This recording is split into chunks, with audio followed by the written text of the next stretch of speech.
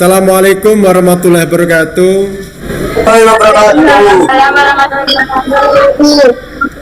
Oke, selamat pagi anak-anak semua.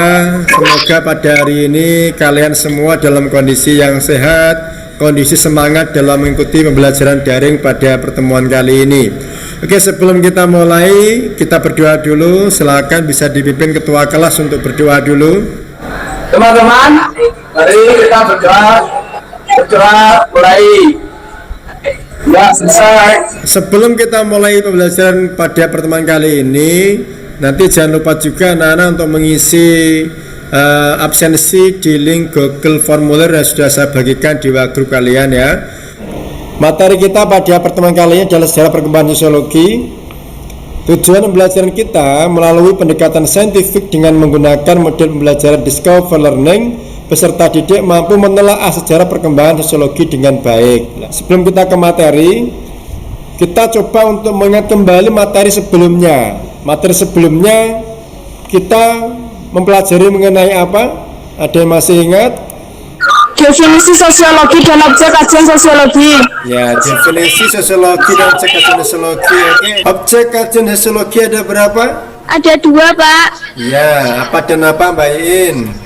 Formal dan material. Formal dan material. Ada yang tahu mungkin objek formal itu yang bagaimana? Sebagai makhluk sosial. Ya, manusia sebagai makhluk sosial. Oke.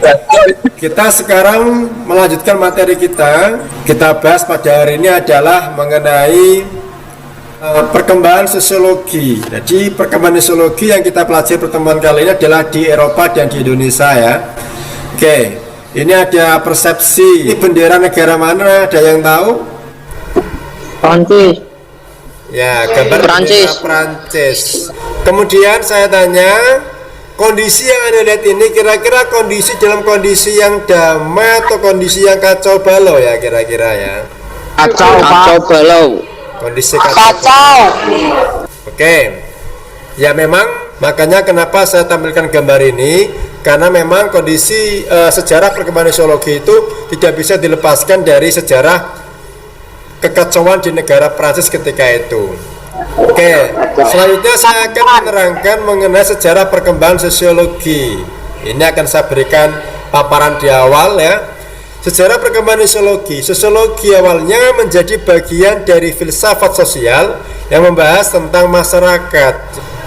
Kemudian kelahiran sosiologi tidak lepas dari adanya ancaman terhadap tatanan kehidupan sosial di Eropa Barat pada abad ke-19. Ya, apa saja ancaman tatanan kehidupan sosial itu? Oke, menurut Leyendecker menghubungkan kelahiran sosiologi dengan serangkaian perubahan jangka panjang yang mengancam tatanan kehidupan sosial di Eropa Barat sebagai berikut. Selanjutnya nanti di WA kalian akan saya bagikan link YouTube. Ada dua video. Video pertama sejarah awal kelahiran sosiologi di Eropa. Video kedua mengenai perkembangan sosiologi di Indonesia. Nanti petunjuknya untuk mengerjakan soal tadi yang di video ini. Untuk kelompok 1 dan 2 nanti mendiskusikan mengenai video pertama. Untuk kelompok 3 dan 4 mendiskusikan untuk video kedua. Pertanyaannya seperti apa? Ini saya tampilkan. Ya, nanti setelah kalian menyaksikan video, diskusikanlah bersama kelompok kalian seperti kelompok kemarin di 4 kelompok ya, dengan bisa menambah juga dari referensi dari berbagai sumber. Nanti setelah ada diskusi selama 45 menit, nanti kita kembali lagi di Google Meet untuk mempresentasikan hasil diskusi kalian ya. Oke. Selamat berdiskusi. Silakan dimulai berdiskusi. Kita kembali lagi nanti di Google Meet. Silakan.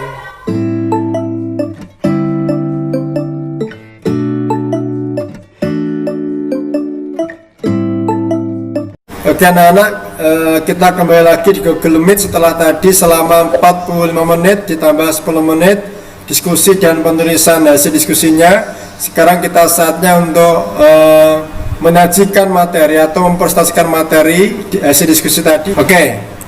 Sekarang kita mulai dari kelompok 1 dulu. Silakan presentasi kelompok 1 dimulai. Assalamualaikum warahmatullahi wabarakatuh. Waalaikumsalam warahmatullahi wabarakatuh. Nama saya Andi Stephen Absen 1. Sebelum terjadi revolusi Prancis, terjadi stratifikasi dan sosial di masyarakat Prancis. Setelah itu terjadi revolusi Prancis, maka muncul demokrasi yang terdapat dalam semboyan liberty, egalité dan fraternité. Auguste Comte, seorang filsuf Prancis, melihat perubahan tidak saja bersifat positif, tapi juga berdampak negatif. Comte melihat perubahan akibat revolusi dan hukum-hukum apa saja yang dapat dipakai untuk mengatur tatanan sosial di masyarakat. Oleh karena itu, tahun 1842, Auguste Comte menyarankan agar semua penelitian tentang masyarakat ditingkatkan menjadi suatu ilmu yang berdiri sendiri. Ia memberi nama ilmu yang akan lahir itu dengan istilah sosiologi. Oke, itu presentasi dari kelompok 1. Saya ingatkan untuk membaca nama Auguste Comte itu yang benar Aguscom ya, dibacanya Aguscom. Oke, silakan yang mau tanya. Assalamualaikum warahmatullahi wabarakatuh. Waalaikumsalam warahmatullahi wabarakatuh. Perkenalkan, saya Rumi Setiawan, nomor absen 7. Menurut kelompok ada apa tujuan dilahirkannya ilmu sosiologi pada masa setelah terjadinya revolusi Prancis dan revolusi industri? Tujuannya, bencana yang terjadi akibat perubahan dalam masyarakat dari adanya dua revolusi bisa diantisipasi sehingga tidak lagi penciptaan kekacauan dalam masyarakat. Oke, itu jawaban dari kelompok 1. Oke, selanjutnya untuk kelompok 2, silakan presentasi.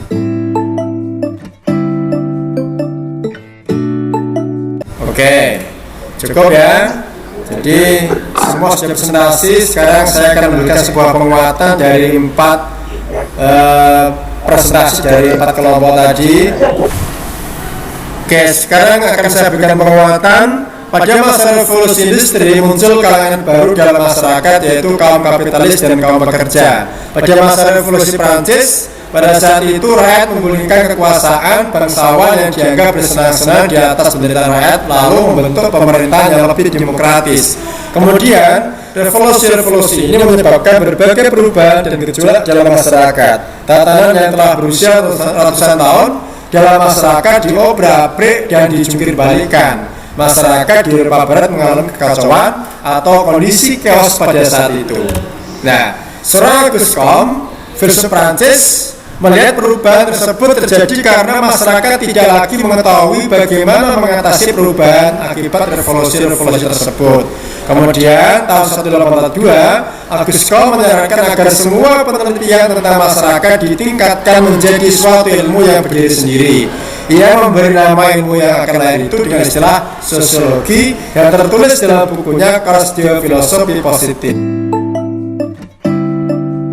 Oke, kita refleksi dulu terhadap materi tadi. Selama pembelajaran saya kira tidak terlalu ada banyak hambatan dan semua lancar, termasuk diskusinya juga lancar. Mudah-mudahan di pertemuan selanjutnya pun juga lancar. Saya harapkan semua juga masih semangat untuk belajar. Nanti setelah selesai materi ini, silakan Anda bisa mengerjakan soal di link Google Formulir yang sudah saya bagikan di WA group kalian. Nanti akan saya lihat bagaimana hasil dari evaluasi pembelajaran kita pada pertemuan kali ini. Oke, sebelum kita tutup, ada yang mau menyimpulkan dari materi kita hari ini?